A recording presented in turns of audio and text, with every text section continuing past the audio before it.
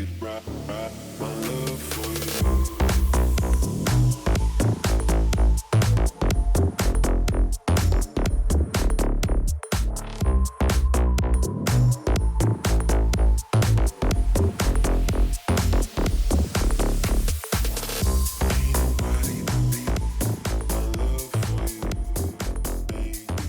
welcome to today's talk, where we are going to focus on the Zama Zamas artisanal mining and law enforcement in South Africa.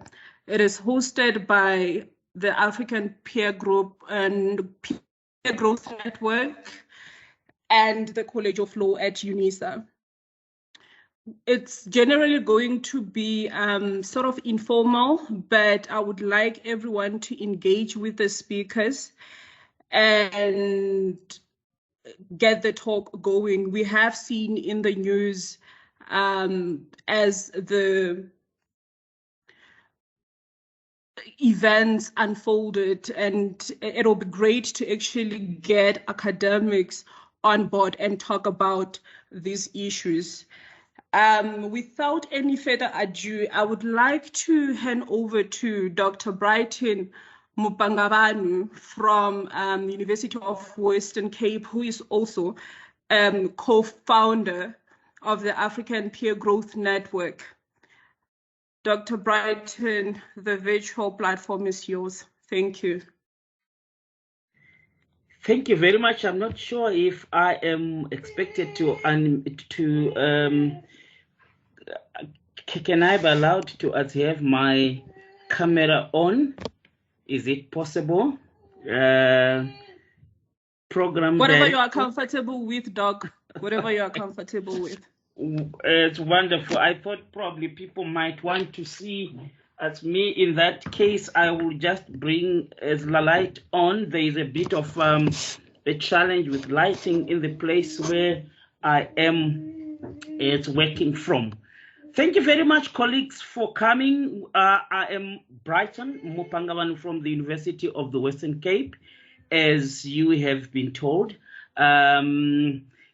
It's my pleasure, as part of Upgrown, the African Peer as Growth as Network, a new kid on the block, so to speak, but a kid that has made a huge announcement of its arrival on the scene of African knowledge production, and promoting the as growth of young African researchers, linking them with experienced researchers, and ensuring that we continue to make our contributions, especially from the part of higher education institutions, our contribution to the knowledge economy. As we all know, knowledge is very important for innovation. Knowledge is very important for business. Knowledge is very, very important for changing society.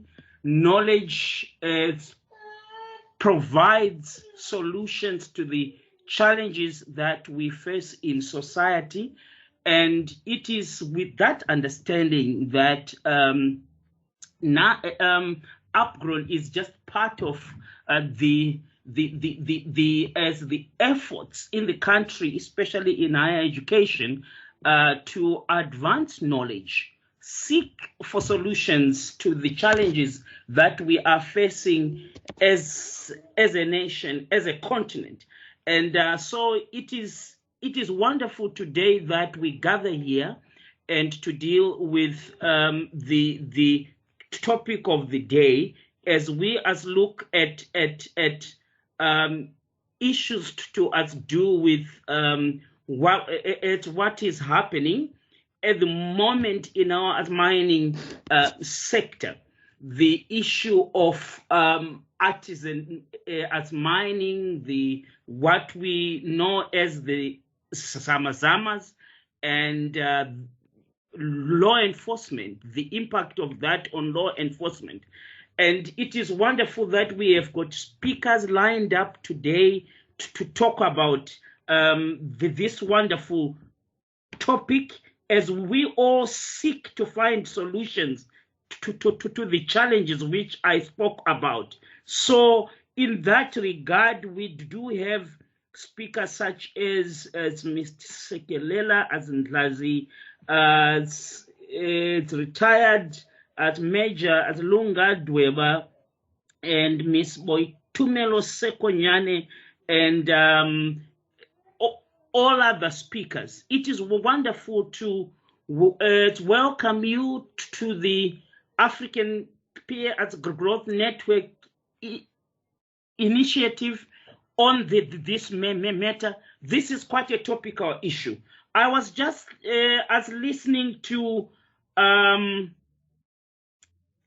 documentary which was done by a lady called what's her name, Morris, and I think I has listened to one interview that she had with Daily Mavericks Richard Poplack, where they were just talking about this documentary, which is entitled "We Are Zama Zama." And in that documentary, what Morris does is she speaks to the people that are involved in artisanal as mining, and gets to hear their stories about what really led them into artisanal as mining. And out of that documentary, which I want to invite all of us, if we have a chance, you can Google that and you can find that on YouTube. You will be able to follow the interview between Daily as Maverick and Morris when they talk about the documentary "We Are Zama Zama."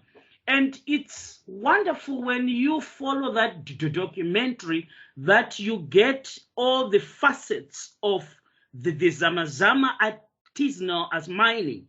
And it is those facets which are quite, exciting to me. It is very interesting to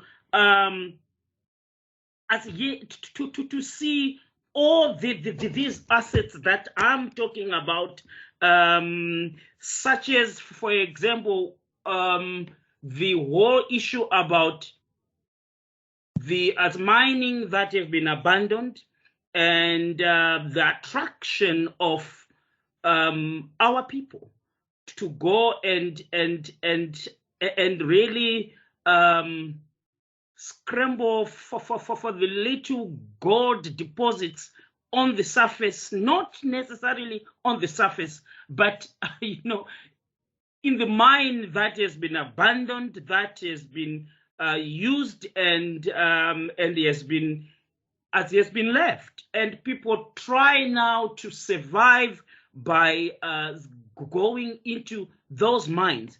And it is quite interesting, even though we had an idea. We all have ideas about what happens in artisanal at mining. But sometimes when you follow documentaries like those ones, you get to come into contact with the hard facts. I was just touched by the fact that some of these guys go as far as 2 kilometers into the belly of the surface, 2 kilometers down to look for the mines, and they sometimes use lights good enough to be used by the bicyclist actually, if there's any word like that, those kind of lights, and there isn't much. The oxygen is limited. Sometimes they go there without water, and they go there with instruments to dig and scratch and try to find any gold deposits which they can get out of that. And out of that story, one of the things I picked out is that whilst here we are talking about law enforcement, And probably what comes to mind for most people is the very unfortunate incident that happened in the Northwest, where unfortunately our young women were exposed to sexual violence from some of these guys. And the focus has now been on the wrong thing that has been done, which we need to call out and say that is unacceptable as part of violence against women and abuse of women. We need to condemn that. At the same time, we should not lose sight of the bigger picture when it comes to artisanal at mining. What we condemn is the act, which is deplorable, but at the same time we need to cast light on other aspects. So the criminality part of it is one aspect that we have seen, but the fight for socio-economic survival, especially economic survival, is one other facet that we need to look at. So we need to look at the issue of socio-economic rights. We need to look at the fact that the people that are doing mining, it's all local South Africans based within the Republic. There are also immigrants, chiefly from SADC countries such as Lesotho, Mozambique, Zimbabwe, Malawi, Zambia, and Botswana to some extent. And so there are issues there again of immigration laws, how those people access the country. And so it brings into the equation a good number of these issues. And the other issues that it brings about as well are the issues of the mines themselves. The fact that after being used, they are left, and sometimes people are attracted to that. And it does raise issues such as community-based benefits or community-based programs, which, it makes us ask questions whether the communities in which those mines are found, do they derive any benefit from the mining, from the resources that are plundered by companies? And when companies leave, one of the things that it raises really is the question of has the community where there was mining left in a better place? Was there sharing of the proceeds of mining with our people in those communities where the mines are found? And we look at a number of issues as well. Environmental law issues that are implicated there. Section 24 of the Constitution talks about that everybody has got a right to have an environment that supports good health and an environment that promotes their dignity and all that. And spotlight has to come on mining and the relationship between mining, when mining is being done by a big corporate, and the communities. Are the communities benefiting from that? Is it not a question of the fact that when there is gold mining is taken, and whoever mines gold, probably it's a company from China. I want to give you an example of the experience of Zimbabwe, where mines are, there are mines in an area called Chiadzwa, and most of the mines that are mined, they are actually taken to China, and the proceeds go to China and to politicians in the country. Such a mineral-rich country. The communities where mining is happening are poor they haven't really developed at all. The roads network are still in deplorable conditions. Yet, some companies from outside Africa have benefited and they've been enriched there.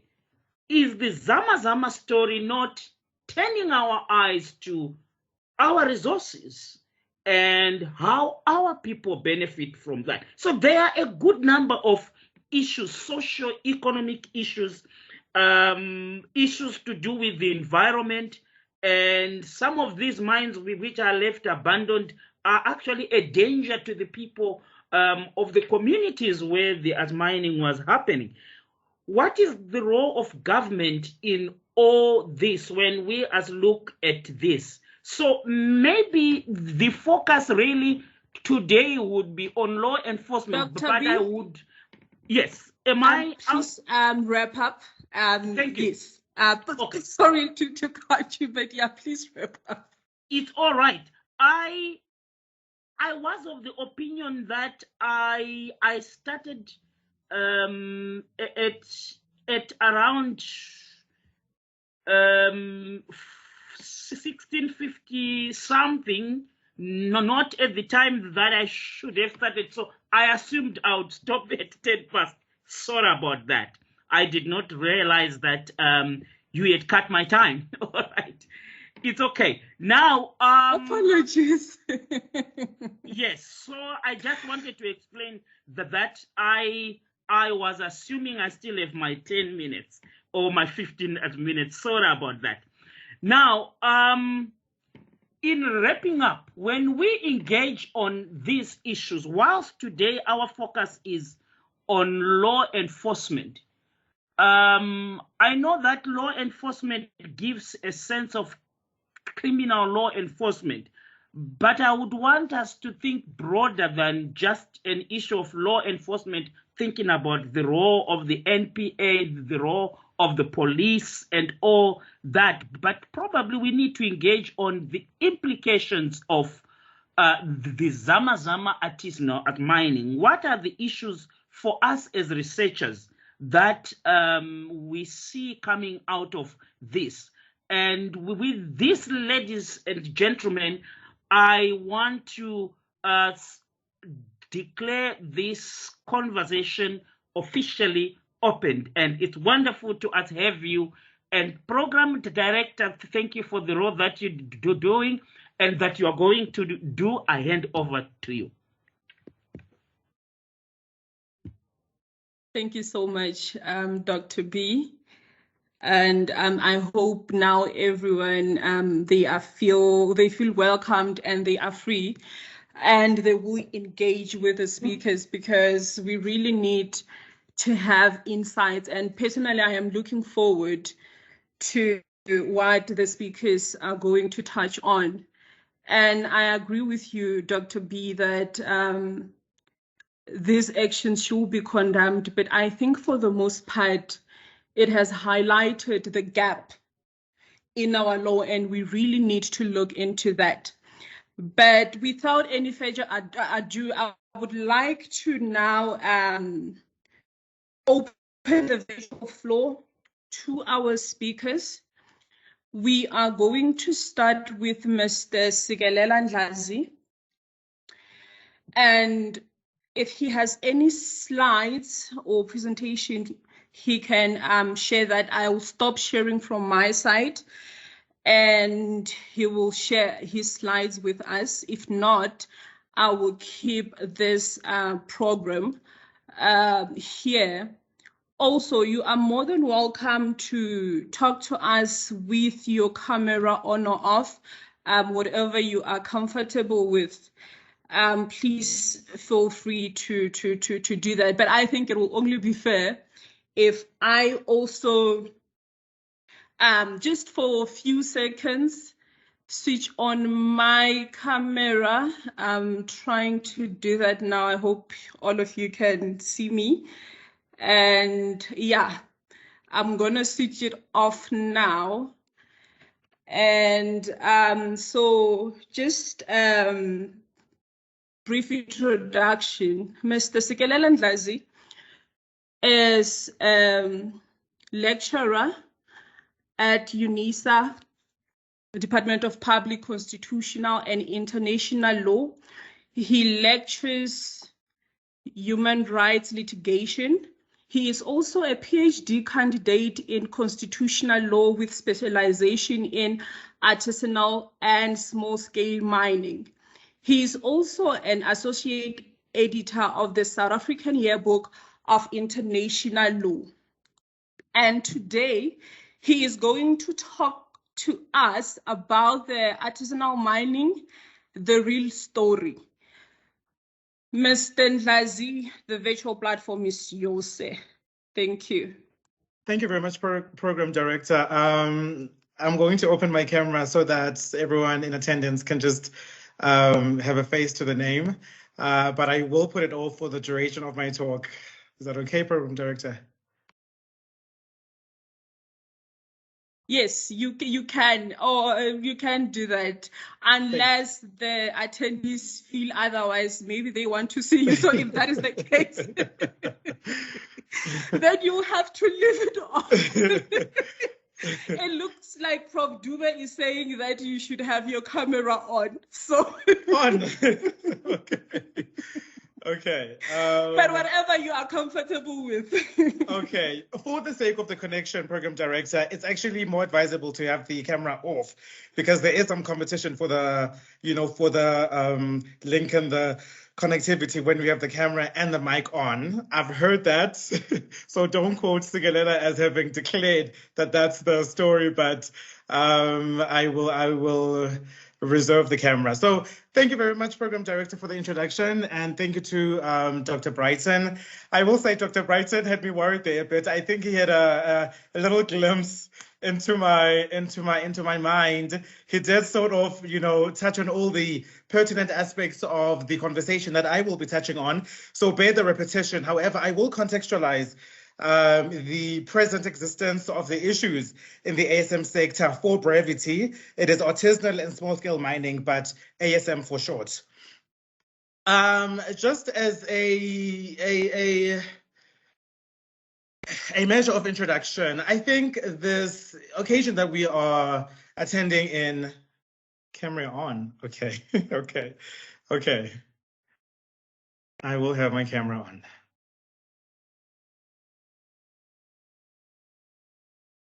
Oh, thank you. I see the comments are saying camera on. So, okay, I'll have the camera on. You can see me, Program Director? Yes, clearly. Okay, you can go perfect. ahead.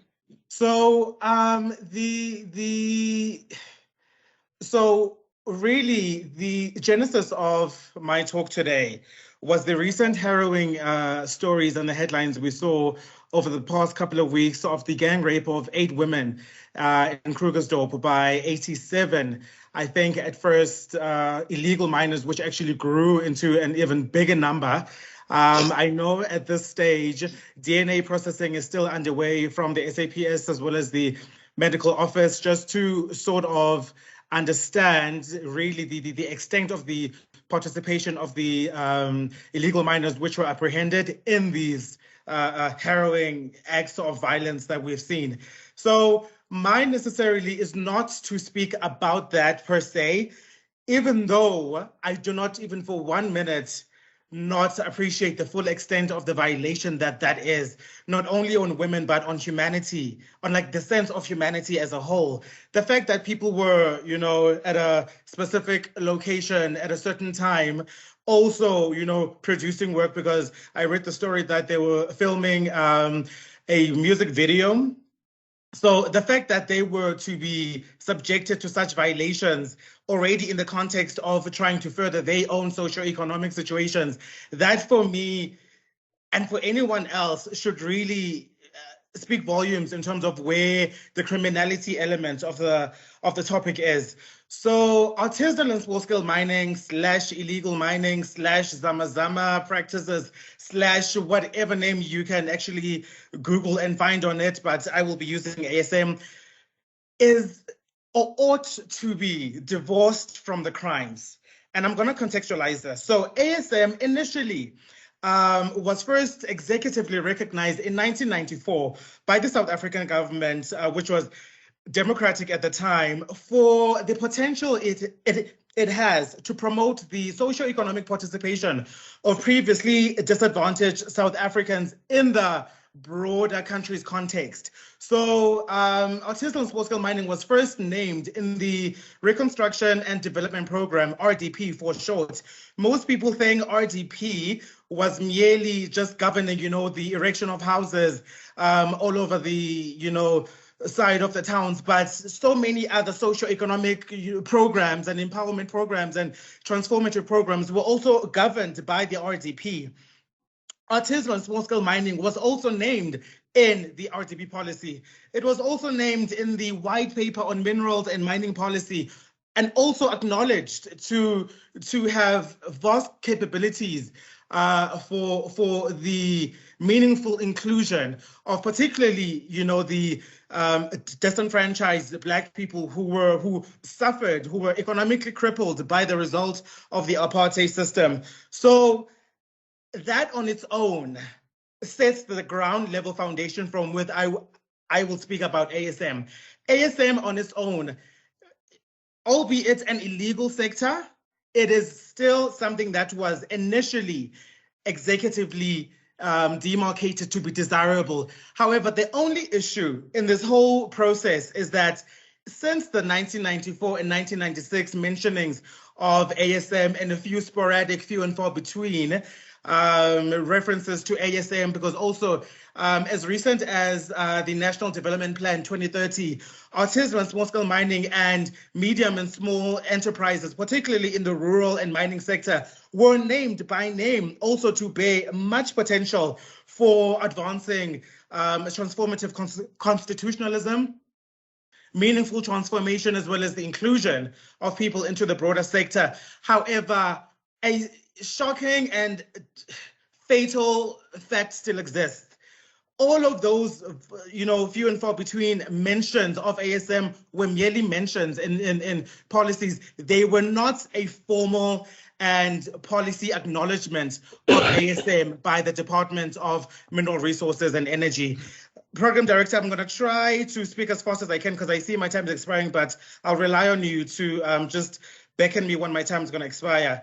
So the very fact that ASM was neglected for all the desirables that it actually came with up until last year, when the Department of Mineral Resources and Energy published a draft policy where it finally attempted to concede to the fight from academia as well as civil societies, where we were really strong-arming the government into realizing this sector ought to be formalized and developed and transformed, because so many people, so many South Africans are depending on this sector for their livelihoods.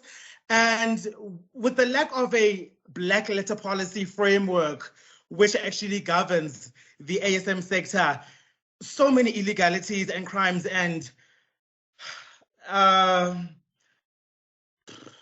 destabilizing elements found fertile soil because of that illegality. We, when I was in my second year of master's in 2018, I was particularly investigating the constitutional imperatives for the development and the formalization of the ASM sector. So I felt as though the content on the books and the articles fell really short of what was on the ground level. Even the research I embarked upon and came across was really dated and did not even found the argument of formalizing ASM on constitutional basis, on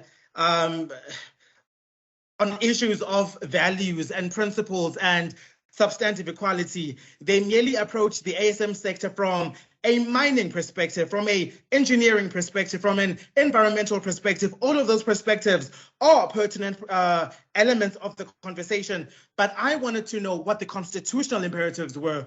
What does the constitutional and human rights framework of South Africa actually demarcate to be the position when it comes to ASM? And I actually found extensive reasonings and principles which I was able to construct into making at least a foundational perspective to say, constitutionally speaking, these are some of the things that we can rely on to actually formalize the ASM sector.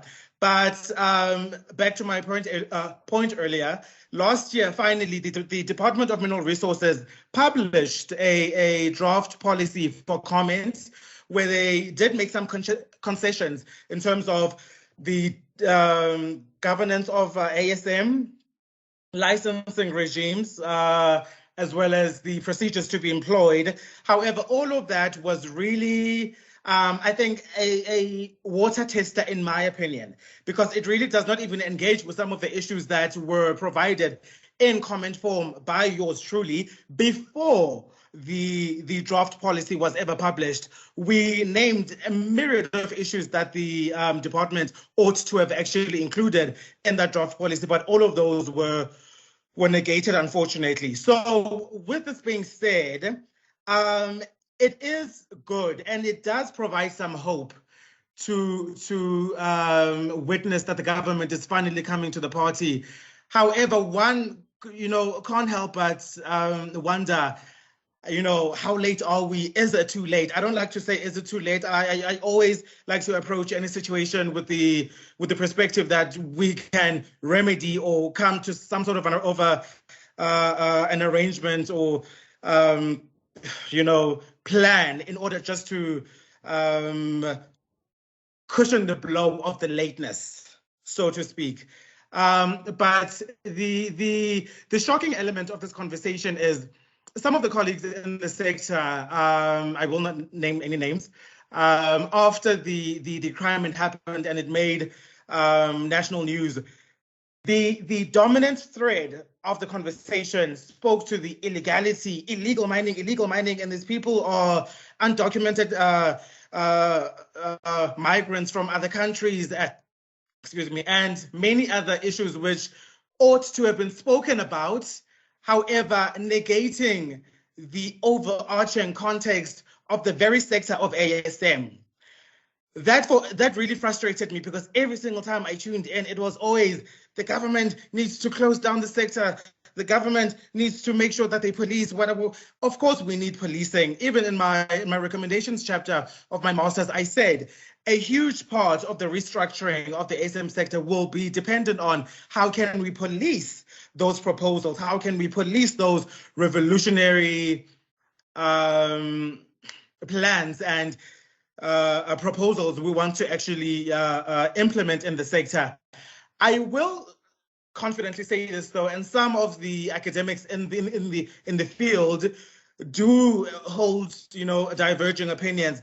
I can't consciously advocate for the practice of ASM where a person who uses the most basic tools like shovels and picks and buckets and like Dr. B said earlier, torches on their foreheads. I can't consciously advocate for the opening of a sector where we're going to put a human being 2 kilometers up to 5 kilometers into the belly of the earth to mine the potential of some mineral. That for me is a little too dangerous. The risks exceedingly outweigh the advantages. That is not to say there aren't any other types of ASM in motion and actually happening. The group of artisanal miners that I personally interviewed in 2018, there were probably, I still have all the data. I interviewed the heads of the associations of the groups of artisanal miners. So they would formally divide the available land amongst themselves per association and try to formalize themselves in whatever structure that they deemed would be fit and workable for them. However, even the people and the participants in the sector that I spoke to, all of those people actually conducted topsoil ASM. So they mined only the tailings and the heap dumps from the large-scale mining, which they leave behind. And those heaps, as unseeming as they may be, it's scientifically actually proven and factually proven that those heaps alone contain hundreds of thousands of worth of minerals, which can be exploited for the benefit of artisanal miners. There is an article that that came out in 2020, I want to say, where an artisanal miner close to the region where I went to interview for my master's actually found a diamond as big as their thumb in those tailings, in those heaps of mountain of dirt that were actually excavated by the large-scale miners and left for ruin once they got their fill. A diamond as big as their thumb was actually found and documented, and that miner on his own, him and his association immediately, hit the gold mine proverbially. So there are ways to actually make this sector work. I personally hold the view that if you want to put a small-scale miner or an artisanal miner 5 to 10 kilometers into the belly of the earth, let them be empowered with some kind of technical advantage, with some kind of engineering equipment in order to actually, number one, contend with all the elements of down there, gas explosions, rock falls, collapsing of tunnels, so many other elements that really go into underground mining. So to put an artisanal miner with merely a shovel and a headlamp there, I just can't resign myself to agree with that. I will say this though, again, okay. Chair, am I good with the time?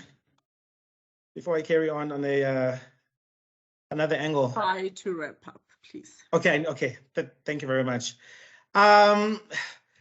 Because South Africa has taken so long to transform and bring this subsector, because ASM really is a subsector, because the dominant overarching sector is the mining, but then from the ruins of the mines, of the large-scale mine, ASM then finds life and finds, opportunity. There have been some success stories in South Africa and continentally as well. The same group of artisanal miners that I interviewed over a week's span in Kimberley in 2018, 3 weeks later, that same association or conglomerate of artisanal miners actually won the fight and managed to get the Department of Mineral Resources and Energy to grant them mining permits, not mining rights, mining permits to continue on their work. So this has been done. We have data to show that this exists, this works, and it actually benefits, number one, the people, the associations around, the communities around, as well as the local and rural economies as well. Some fun facts about ASM is that in one Kimberley municipality, ASM employs over 5,000 artisanal miners. So that should all at least give you a bird's eye view of how expansive and wide the scope is. On the continental level, one of the most socioeconomically desperate countries actually have thriving ASM sectors. An example is Rwanda, Sierra Leone, as well as Ghana. Those countries have managed to realize earlier on that ASM is actually such a viable potential to alleviate so many poverty elements, as well as to boost, local economies, that we actually have to do something about it. Those 3 countries, whatever piece of research I read, those 3 countries, Rwanda is number one. Rwanda, ASM contributes, last I checked, I think it's 12% to the GDP, 12%. That should give you an idea of how meaningful ASM is. So if South Africa can finally just really come to the party and understand the imperatives of the sector, also appreciating the negatives now, which have thrived, unfortunately, and tailor specific resolves and proposals to combat all the negatives and the criminalities of it, but still giving space to blossom, for ASM, I think we would really strike gold. I really think so. So I went over time there, program director. So I think that I will say this though, just to put but not there is so much angles you can approach ASM from. There is the sustainability angle, environmental angle, the crime angle, the health angle, the decolonial angle. So many angles that you can actually approach ASM from. And I implore the people here, if you are an undergrad, or maybe if anyone actually stumbles upon this recording and is still trying to struggle, in terms of deciding where to point their research, maybe for their final year thesis and their masters, ASM is a viable and free sector and research field to really just go into and just do your best. So for people who really are interested in the sector, I would implore them, stick your eyes on the news. This sector will always develop by the month, by the year. It is only yet to get bigger and bigger. The conversations are going to get louder and louder. And it's only appropriate that young people, as well as academics, also have a voice in this opinion. So thank you very much, Program Director.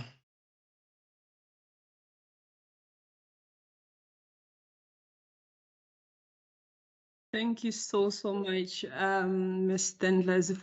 I could tell with the way you were going that you're really passionate about this topic. But I think from my side, all I can say is I hope when you saw that they were calling for recommendations, you chipped in and you also directed them to your dissertation, because it sounds like it's packed with many recommendations that can actually help this sector. So thank you so much for that discussion. I'm not going to open the Q&A right now. I will allow all the speakers to chat to us. And then after that, we are going to have a dedicated session where we engage with everyone. With that, colleagues, thank you once again, Ms. Stendlazi, for that wonderful discussion. I will now open the virtual floor to Major Lunga Dweba. I don't see him here. Is he here? Can we unfortunately, he's not yet in. I've been trying to reach out to him, but he's not yet in. Hopefully in due course he'll be able to join us. Thank you. All right. Thank you for that. I guess I will hand over to Ms. Buitumele Sekonyane, who is going to talk about peace and security for women in South Africa. Ms. Sekonyane is an international relations student. She is also a former chairperson of EFF SC UNISA Feminist Branch, and currently she is the National EFF SC International Relations Commissar. Over to you, Ms. Sekonyane. Thank you.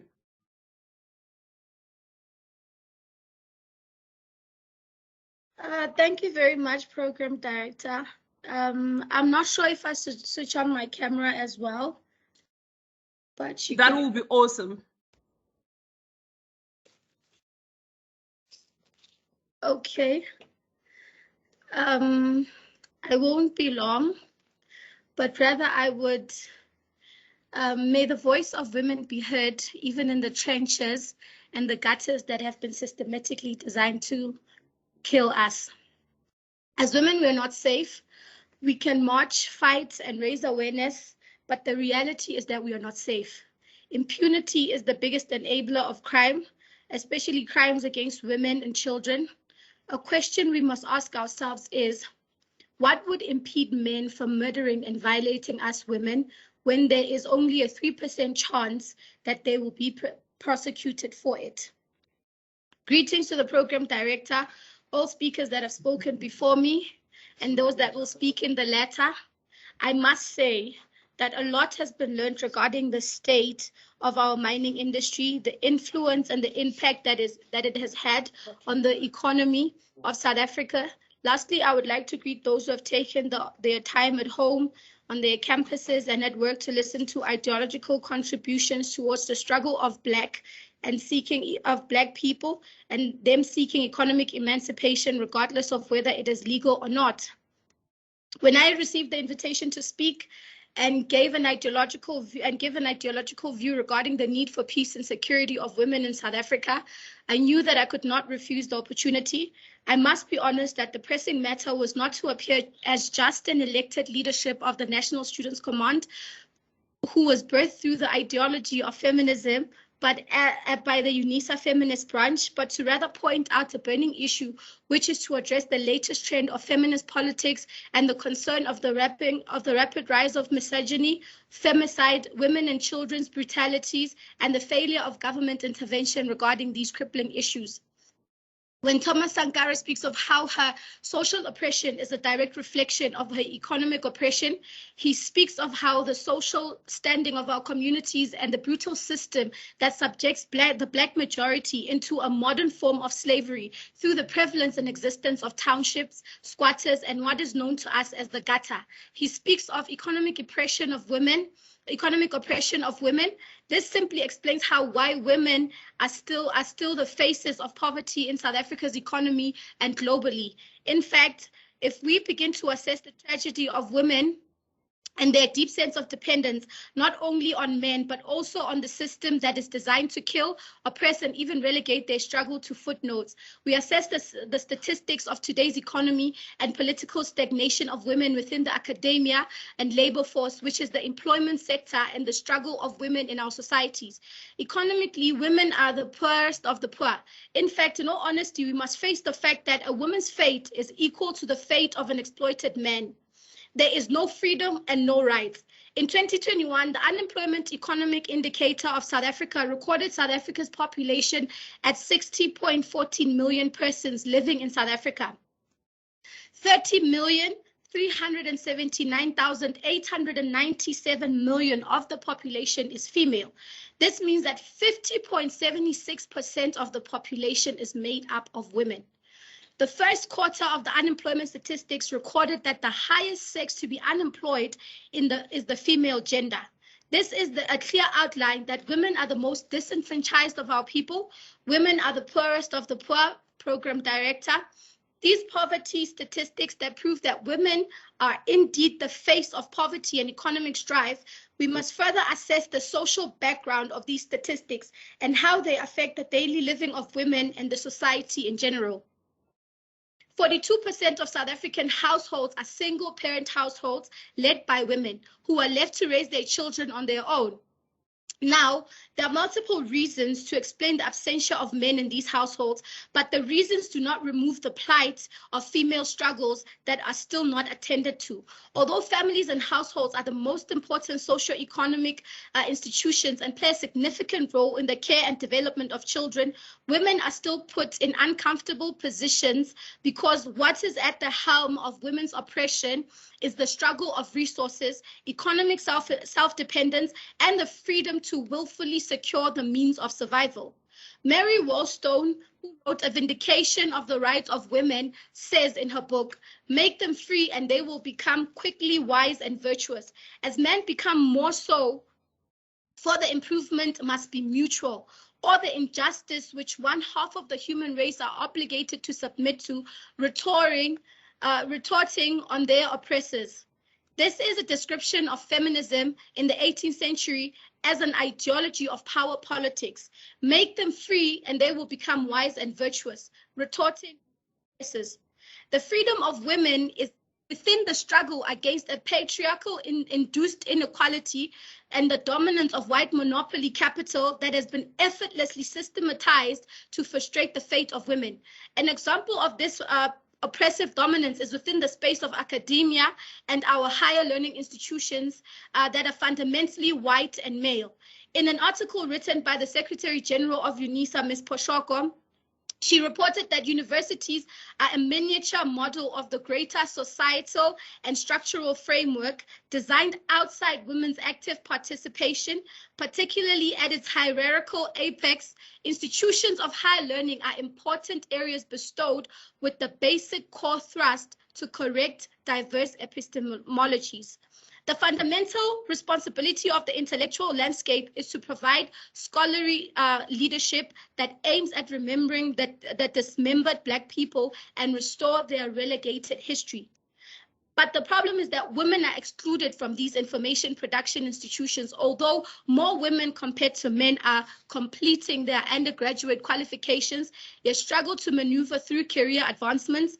Patriarchy that has monopolized the development and creation of knowledge has continuously relegated qualifying women as permanent subordinate followers of men within spaces of influence. These economic and intellectual maladies that the South African women are plagued with are fueled by the lack of female integration of the struggle for democracy and true equality, and must be regarded not as separate entities, but as an organic part to a more holistic catalyst of the beginning of a revolution against white monopoly capitalism that affects even Black men, against patriarchy that is birthed by white supremacy. Vladimir Lenin says, "The feminine section of the proletarian army is of great significance. The success of a revolution depends on the extent to which women take part in it. This would mean that a revolution does not include, or more so, a revolution that fights and poses a threat against the safety of women in South Africa is a selfish one. We must speak of a revolution that addresses the threat of misogyny that misogyny poses at the crux of women's security within the social and political aspects of a South African woman's life. Gender-based violence is an endemic in South Africa. In the last 5 years, approximately 11,313 women reported cases of murder. Statistics say that an average of 4 women are killed per day in South Africa. Interpol has named South Africa as the rape capital of the world. This is congruent with the report submitted by Rod Amner that approximately 150 cases of rape are opened at our local police stations, and only 30 of those cases will be prosecuted. This simply means that only 4% of those rape cases will result in actual convictions. The reality that closed this misfortune is the fact that our governmental departments and institutions are supposed to intervene in such situations are under-resourced, mismanaged, and plagued with corruption, all at the cost of women who need protective services against threats in their lives and children's lives. The failure of the government regarding these cases has fueled the society and communities across the country to establish non-governmental organizations that will assist women and children who are in desperate need of assistance against domestic violence, rape, sexual harassment, and femicide.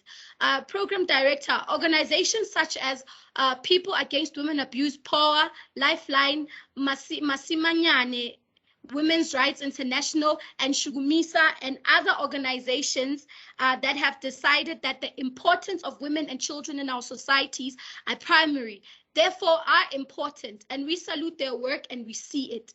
I also applaud the smaller organizations in our townships that I have not mentioned, but are doing a marvelous job of aiding the society with assistance and security and peace. If we move to the Constitution quickly as I wrap up, is that Chapter 1, subsection 1 of the Constitution says that the Republic of South Africa is one sovereign democratic state founded on the following values: A, human dignity, the achievement of equality and advancement of human rights and freedoms. But we lack human dignity. And according to the Center of Bioethics and Human Dignity, it is referred to as the recognition that human beings possess a special value intrinsic to their humanity, and as such are worthy of respect simply because they are human beings. So immediately when you share a characteristic with the species standing next to you, if you're a woman, it means that the species next to you is a male, vice versa. It means that you are both human beings and therefore equal in the eyes of society.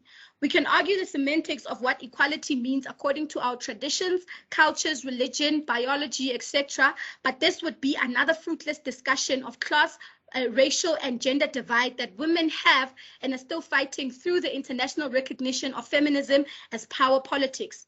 The appalling mishandling of equality and the human rights within our societies and constitution is that in the discussion between the Black majority and a white racist government, we as Black people advocated for equality and the right to access our human rights. Why? Because we said human rights are rights regardless of race, gender, or class. But in our societies, the conversation around equality and human dignity of human rights remarkably changes into a mediocre and unproductive social media discussion, not realizing that our human rights as women are under siege and the government is incapable of attending to these pressing issues of society, which is the crippling rise of GBV, femicide, crime, and corruption. Another issue with the Constitution of South Africa is the fact that it is neutral to the question of Black realities. This institution aids the reproduction of an imbalanced power struggle in society in which the society is racially biased and also class biased. The Constitution does not dismantle the class, racial, and gender structures of racism within the state. Women's struggle need an urgent amendment of the Constitution.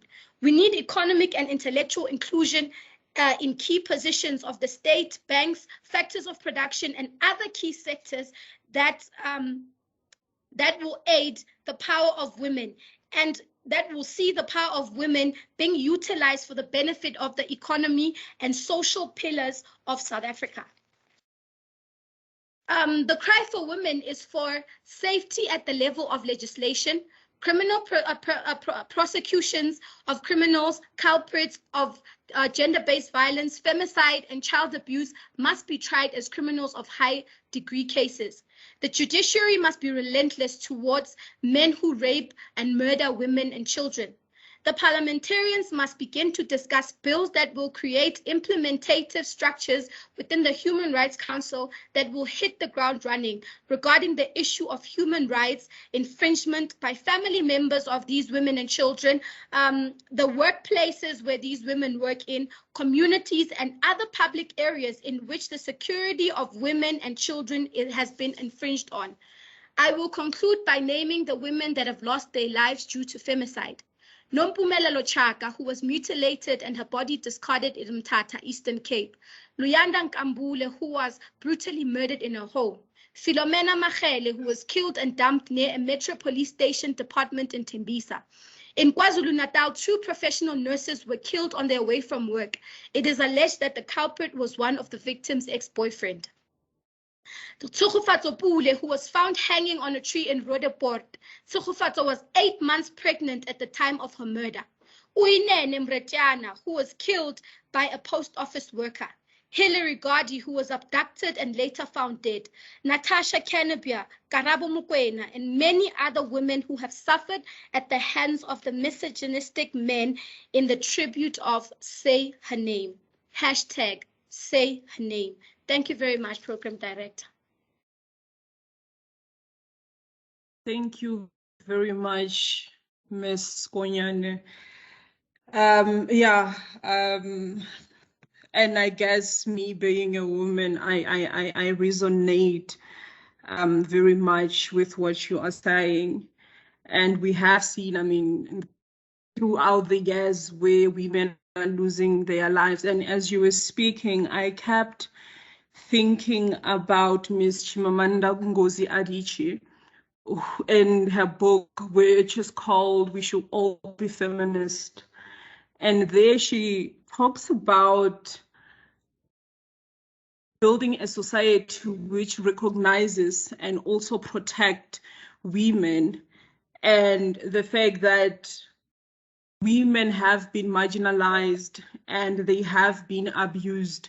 And it looks like our society and policymakers, government, and every other stakeholders are turning a blind eye to women. Thank you so much for that discussion, and may everyone's soul rest in peace. Those women that you have mentioned, may they continue to rest in peace, and may one day, we have justice for them, hopefully. But yeah, anyway, I'm not gonna go. I was about to say something, but yeah, I'm not gonna go there. I'm just checking if we now have Major here. Unfortunately not, ma'am. Unfortunately not. Oh, okay. Well, thank you for that. I guess we will take advantage of that and engage with our speakers. So it's not really a train smash. It gives us more time to actually engage. I will now open the virtual platform for question and answer to our speakers. And I see there's already a hand. Yeah, please go ahead, Musekwa. Thank you very much, Doctor. Am I audible enough? Yes, you are. I just have a question to my wonderful sister, Boitumelo Sikonyane. As a young man who was raised by a grandmother and who's got sisters, having looked at the situation that women are facing, it's really heartbroken as it is caused by men. There was once a trend. I'm not sure if it's still going on, but I believe that it should be going on. That men are trash, but it taints our image. Some of us who are very much innocent. That's why we are taking upon a fight to fight against those who are continuously harassing and killing and raping our woman. So my question is based on one of the points that she made, that there's a problem with the legislation. So I want to understand what is the problem with the legislation, what needs to be improved in the legislation, and don't you think that the problem is with the police, law enforcement agencies such as the police? Is the police department not lacking? Because in one of his addresses, the Begikele said that a lady was lucky to be raped by so many people, but I don't believe that anyone can be lucky to be raped. So my question is mainly centered around the issue of legislation. What is the problem with the legislation? How should the legislation be addressed? What is the legislation not addressing, so that we are able to conduct a research and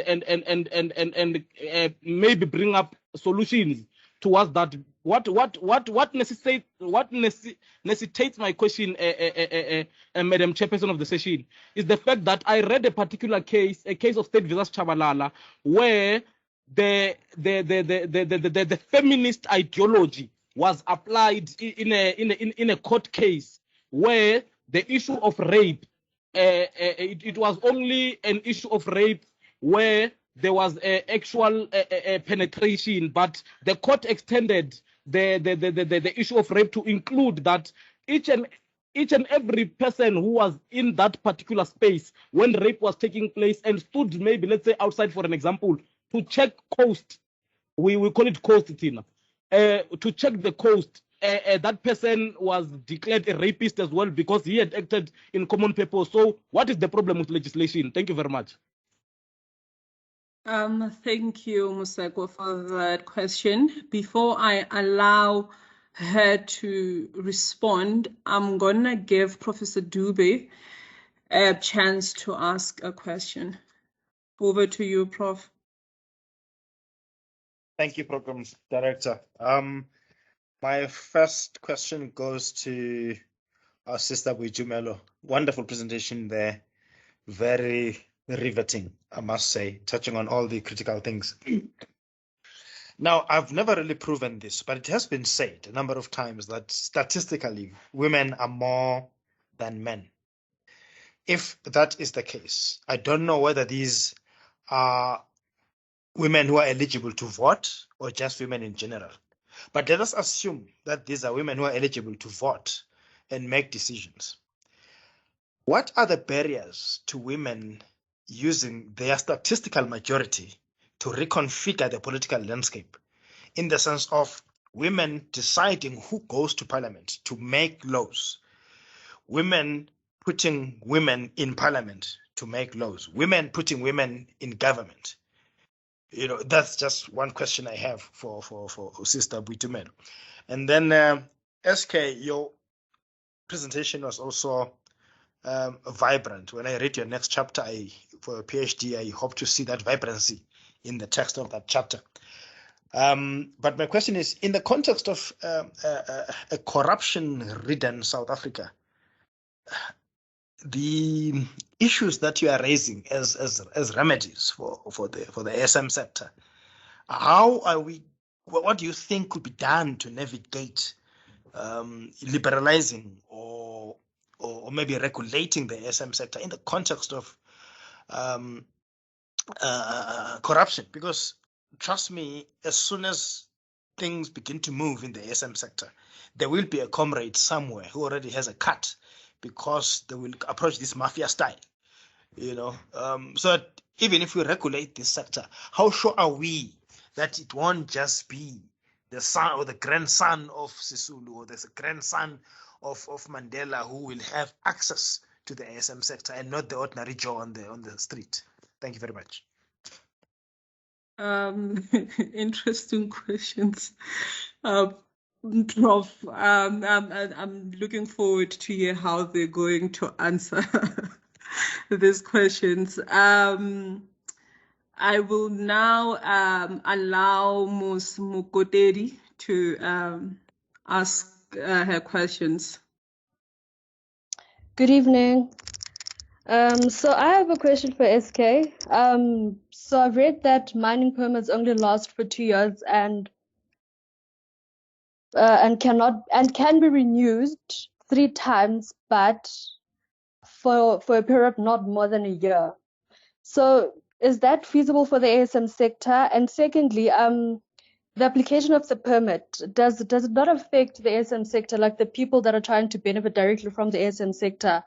And how can we solve this problem? Like, how can we fix this problem? Because in my view, I think it is a problem that you can only apply for the permit online and things like that. Thank you. Thank you for that question. I will now allow the speakers to respond. I'm going to start with Ms. Ndlazi, and then Ms. Sikonyana would follow after that. Over to you. Thank you.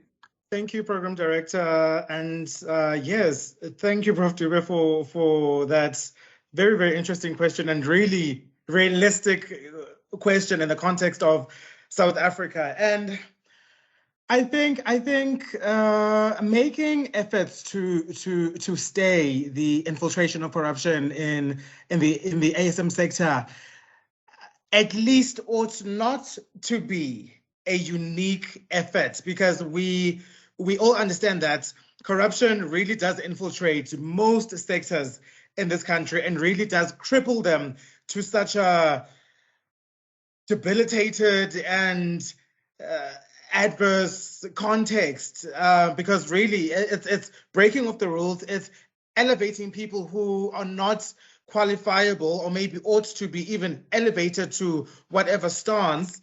So I don't think the question of staying the infiltration of corruption in ASM has ever been asked, number one. And number two, even though this question has not been asked to me before, I can definitely understand the significance and the imperative of that, because we all understand the plague of corruption in ASM.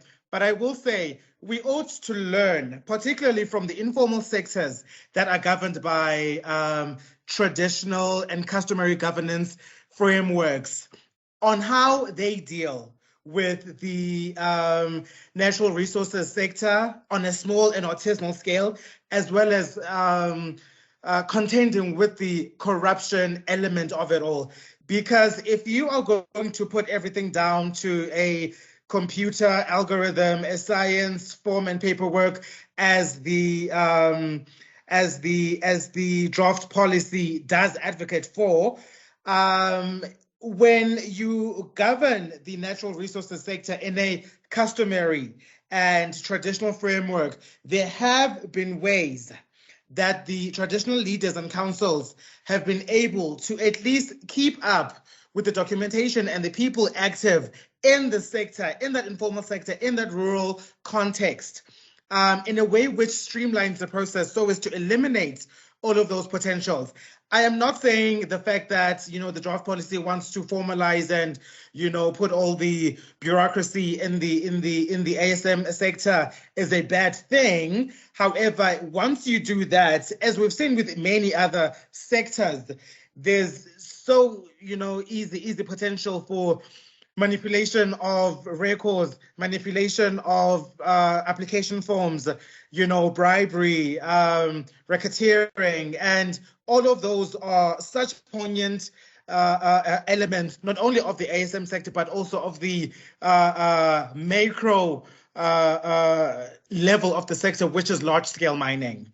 So we really have to now put our minds together as the community of ASM and tailor, you know, resolves which will answer substantively all the questions and the realities and the what's the word I'm looking for, and the inevitables which we will undoubtedly come across, and really corruption is one of those.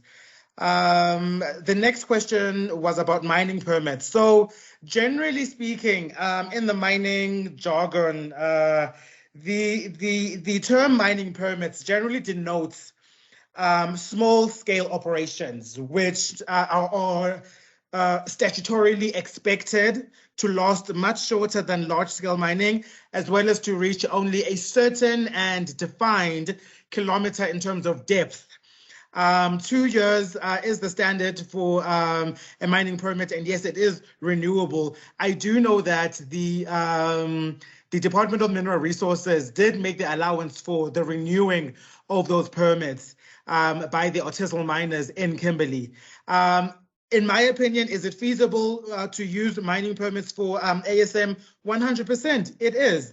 It may not, you know, only be, perhaps it may not be the only measure we use, but it can be almost a blueprint on how we approach, you know, the licensing regime of artisanal and small-scale mining. The third question was, how do we solve the red tape and bureaucracy when it comes to the application processes of our ASM? You know, one of the critiques I really delved into in my master's dissertation, particularly criticizing the previous interventions, because also there have been previous interventions by the government to liven and to bring alive, you know, this ASM sector, but all of those measures, as much as they were injected with millions and millions and millions and millions of rands, the numbers are really shocking to look at. All of them failed. All of them failed.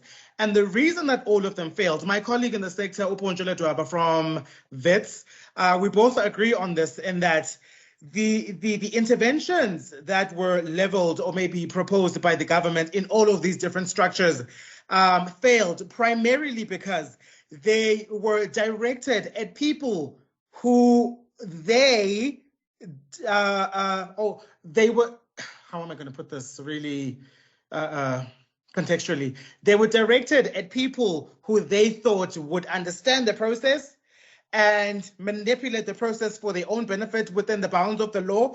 However, in reality, those people who really participate and forge livelihoods from ASM, half of them don't, it's not even half of them, a huge majority of them don't own laptops to be able to navigate the application processes for mining permits. They do not even understand the jargon used in the processes of applying for mining permits, as well as the financial aspect of it as well. There was no concession when an artisanal and small-scale miner would be provided the opportunity to conduct artisanal and small-scale miners as opposed to a large-scale miner.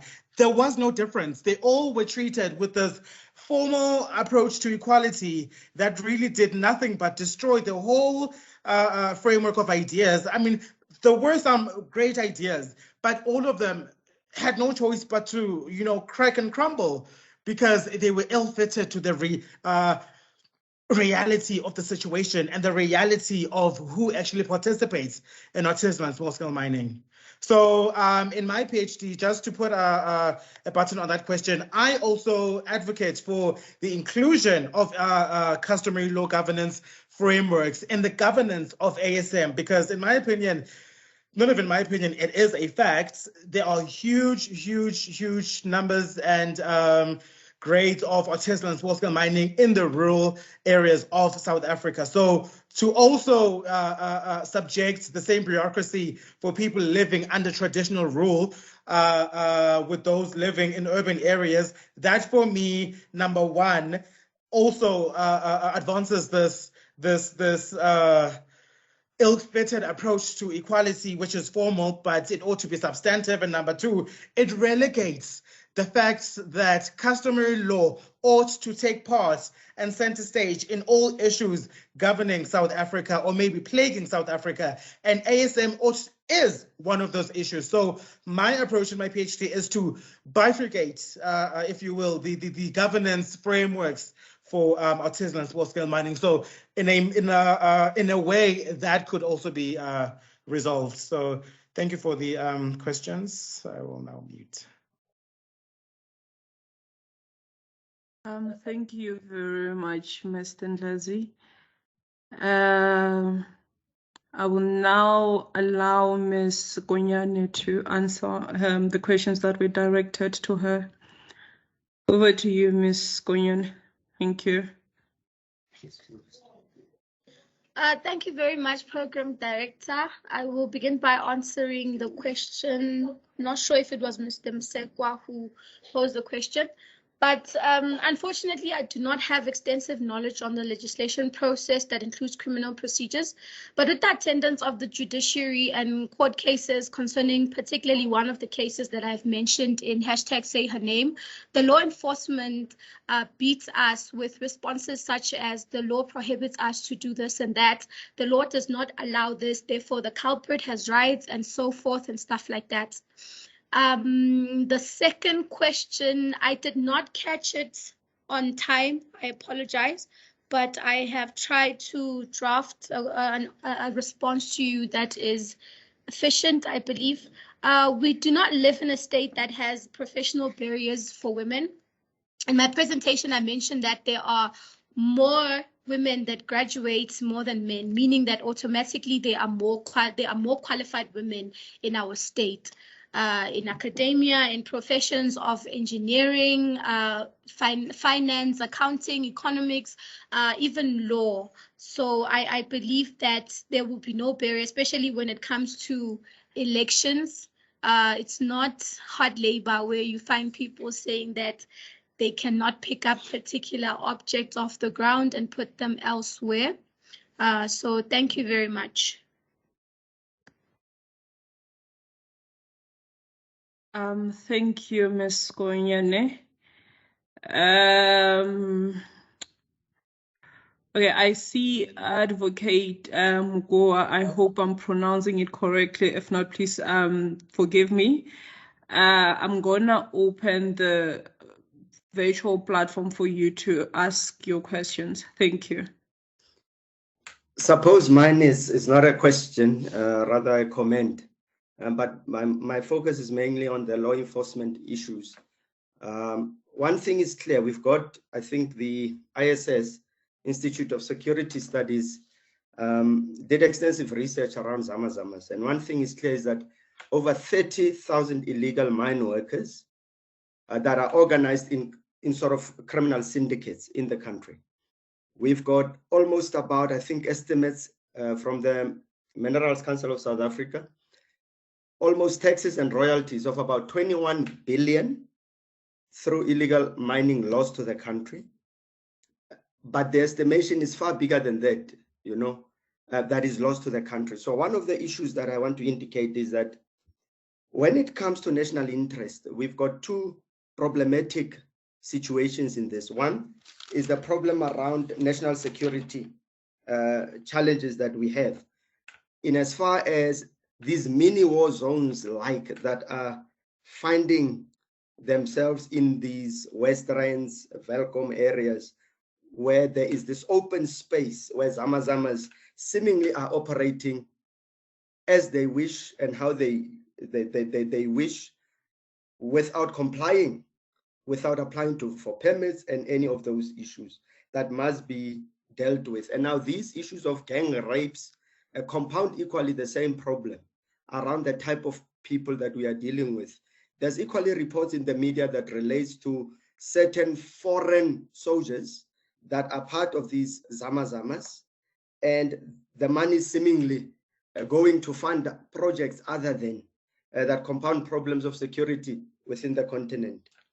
But one of the issues for me is that we have to look at these issues equally from the impact of them on the national interest, right? Economic interest, national security interest.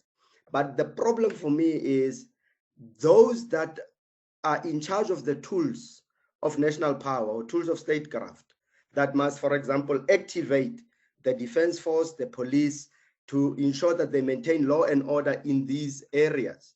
Because we know for a fact that nature does not allow a vacuum. So if space is not occupied, people will by nature occupy those spaces and do whatever they like, right? So for me, it's one of the issues that I just wanted to just bring to the fore to say we have to respond to these things. There are tools of state which those in power are not utilizing effectively. Like, for example, has the police services lost control of the situation? And if they have lost control, why is it that then Minister Begipel and company are not able to then say, Defense Force, for example, you have equally a stake in maintaining internal security in the country, and therefore we need your assistance. Because constitutionally, we can assist. I suppose that the Defense Force can assist the SAPS in maintaining law and order or combat crime prevention issues in the country, and then deal decisively with these issues. But I just want to highlight the following.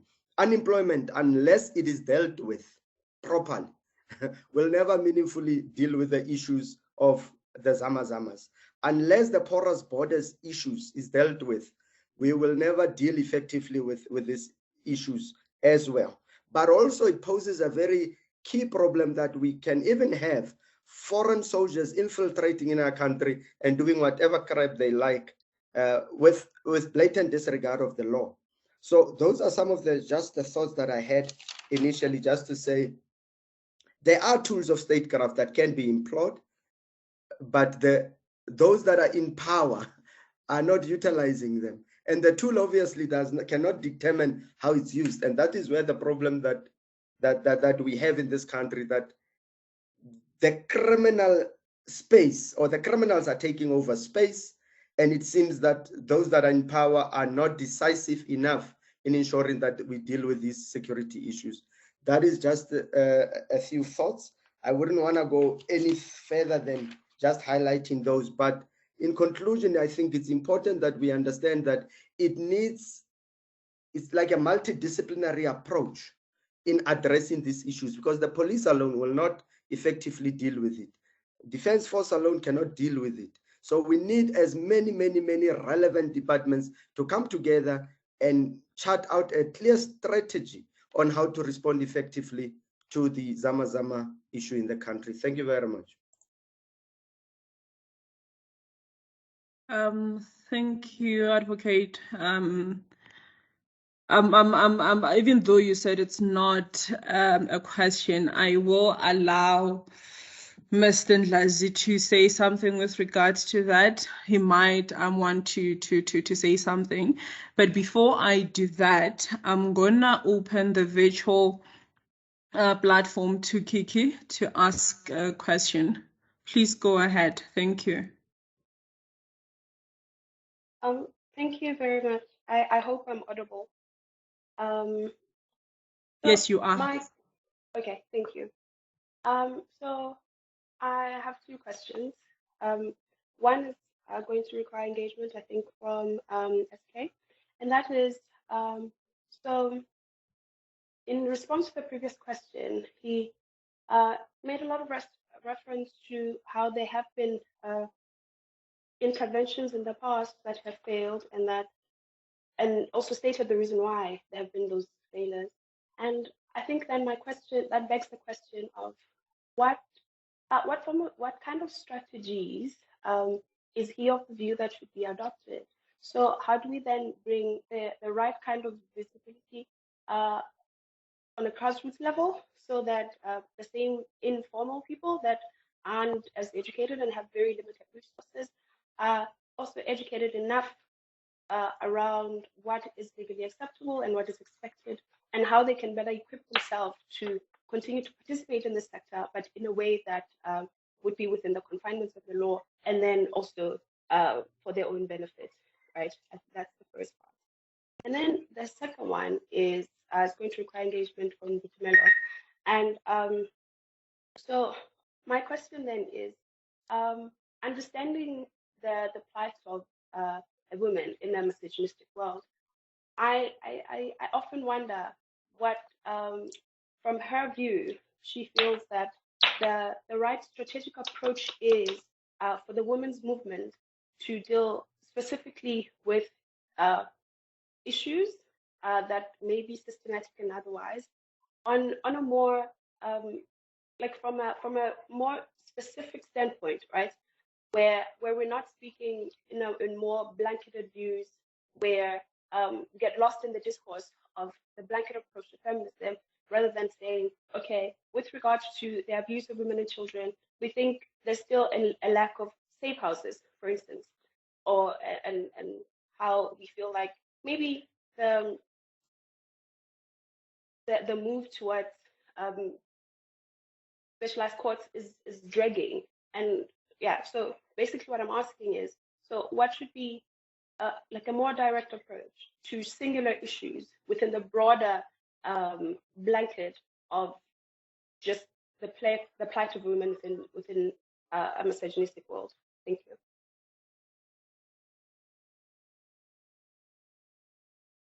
Thank you, Kiki, for those questions. Before I allow the speakers to respond, I'm going to allow Ms. Mugodedi to ask her questions.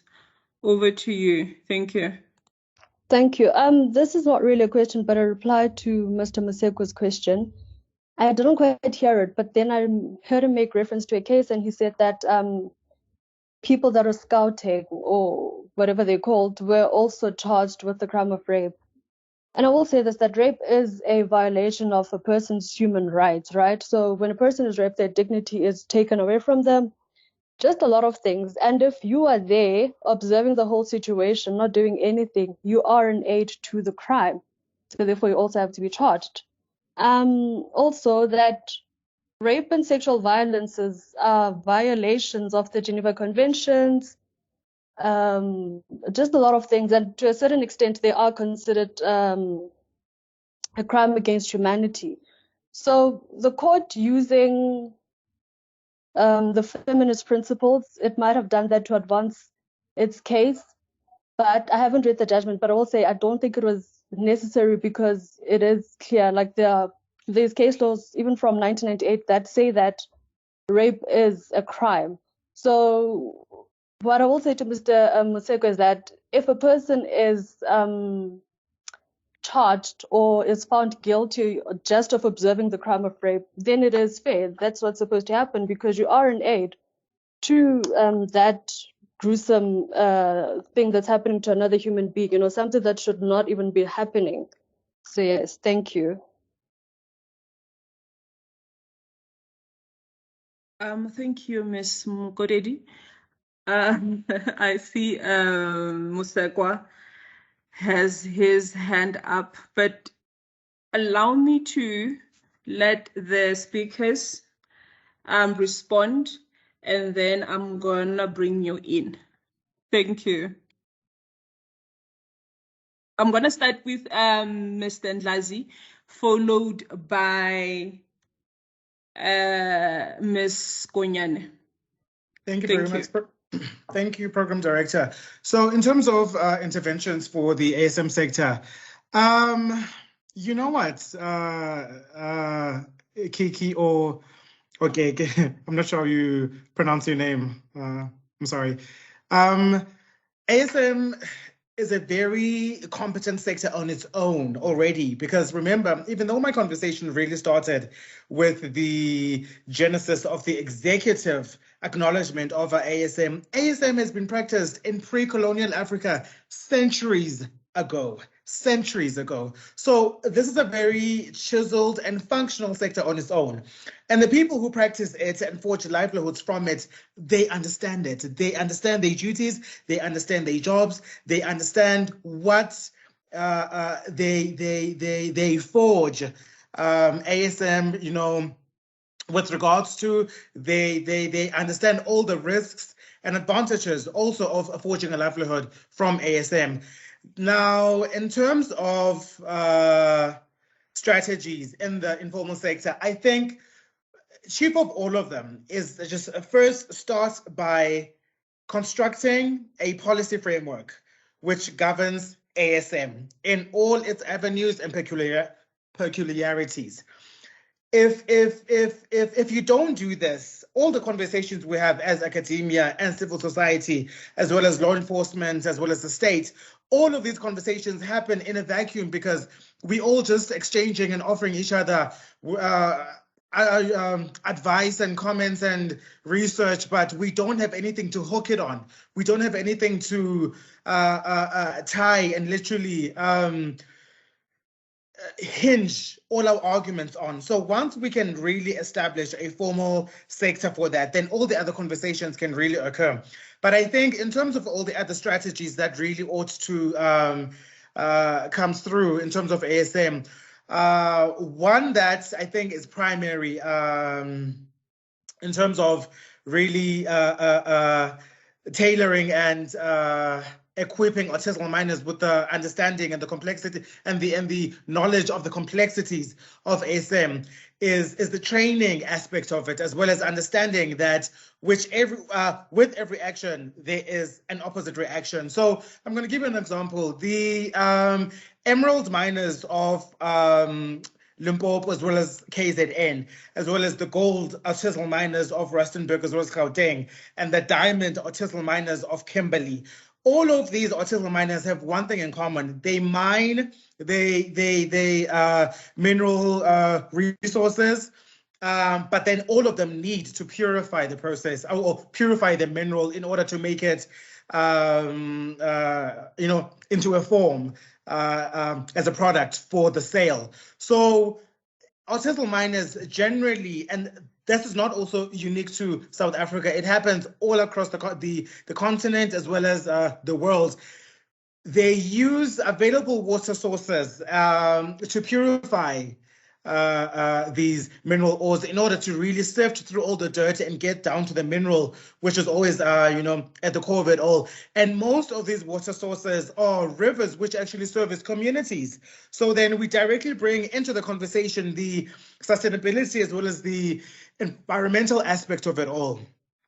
So in terms of measures of and strategies of operating ASM, those should start off with number one: what are we going to do about the environmental elements and the issue that it poses to the communities which surround all these abandoned mines and mine tailings as well. So the environmental aspect, education of artisanal miners in terms of the environmental aspect as well as the health aspect, to me is so paramount, because their actions have an opposite reaction for the communities and the livestock and the people around them.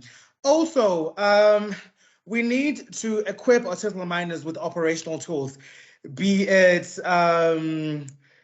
torches, picks, equipment to sift through all the dirt, protective gear, all of those tools also have to be featured somewhere in the proposals and interventions chapter of the conversation as well.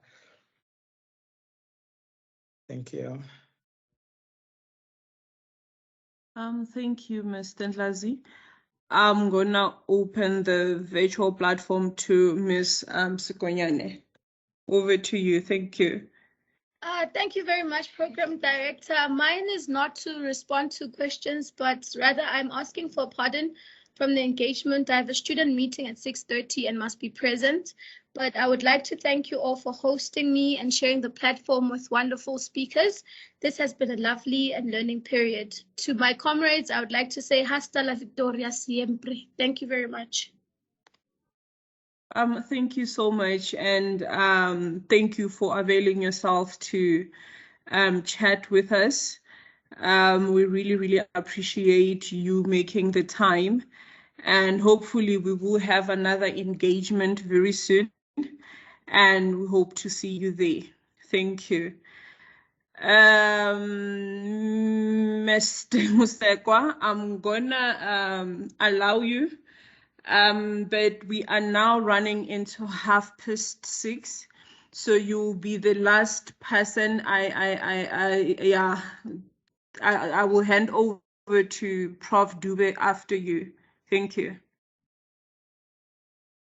Thank you very much, Program Director, for your mercy.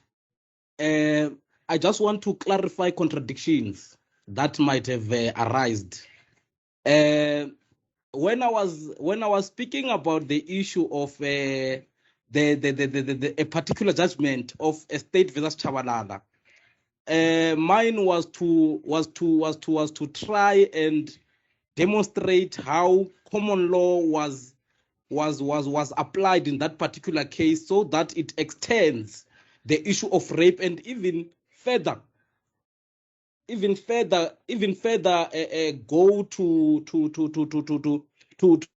be legislated. So to the speaker who has just left, my question was that, what is the problem with legislation? Is the problem not with the police, law enforcement agencies? So it was not an issue of whether rape concerns human rights, all those things, because that is common knowledge. So I think Ms. Mukotedi misunderstood or misinterpreted my articulation. So I just wanted to clarify that so that I can be able to avoid this thing of #Musekwa must fall tomorrow, because people failed to understand what I wanted to say. Thank you very much. No, Musekwa won't fall. Don't worry, you are safe. But, thank you very much, Doc. Yeah, but I think now I can see that maybe the conversation should continue. The chat box usually remains open, and you can continue to engage there. But for now, I will hand over to Professor Dube to do the vote of thanks and close. Thank you. Colleagues, thank you very much. Excuse my laughter. We have so many fallists in this society. Before you know it, Musekwa must fall. But Musekwa is not falling, so we won't allow you to fall, Mr. Musekwa. Rest assured, we're with you. We understand where your comment came from. Colleagues, thank you for being with us. It has been indeed a great evening of engagement and deliberations on these matters. Major Dweba was supposed to be with us. I'm sure he's held up somewhere. But Advocate Mekwa, who has vast experience in conflict situations, in military studies, managed to share some ideas as well as part of his contribution on these issues. So we appreciate that as well. Mr. Ndlazi, your presentation was riveting. We thank you for that. We hope to be with you again going forward, to see you deliver more and more of this type of engagements on the ASM sector across the continent. the young feminist who just left, she also framed her presentation quite nicely and provoked a number of questions from the floor, which is what a platform like this is supposed to actually achieve. Colleagues, this was not just a South African event. We had colleagues joining in from Lesotho, the Mountain Kingdom. We had colleagues joining in from Namibia. We had colleagues joining in from Kenya in East Africa. So pretty much we can safely say that Africa was meeting here tonight and Africa was discussing these issues. And these are going to grow bigger and bigger and bigger. We will be presenting similar seminars on a more frequent basis going forward on more pressing social issues in South Africa and across the continent as well, because ours at Upgrown is to make Africa great again, is to bring back that glory, that shine that the continent had before we colonized, before we're told that we are nobodies, before the colonial masters made us believe that this continent is in their hands and not our hands. Ours is just to take it back and say we are here to bring forth what Africa can do, to let the spotlight shine on Africa, on the bad things happening in Africa and the good things happening in Africa, and solutions for those problems that we as Africans are seeing in Africa. We're basically all about African solutions for African people by African people themselves. We're saying let us be the ones who decide where this continent is going. I thank you all for taking your time away from your busy schedules and coming to sit and talk with us on a Friday afternoon. I know that maybe the News Cafe is calling, maybe Konka is calling, and so many other clubs out there that are calling, other spaces that may be more entertaining than what we are doing here tonight. But I thank you that you gave your 2 hours to be with us, and we engaged and we took the continent forward. Thank you to the leadership of Upgrown, that is Dr. Mhlongo, and who's our head of strategy, and Dr. Mpangavanu, who's our chairperson, and I serve there as the CEO of Upgrown, and our colleagues at the Law Clinic who ran with us when we came to them with this idea. I may not be able to mention everybody, Nyeleti, Tempisile, SK knows them, but my colleagues from the Law Clinic, thank you very much. You made this possible. Ladies and gentlemen, let's enjoy the weekend. Thank you. The meeting is adjourned. The comma must not fall there. Hey, bro. Hey, man.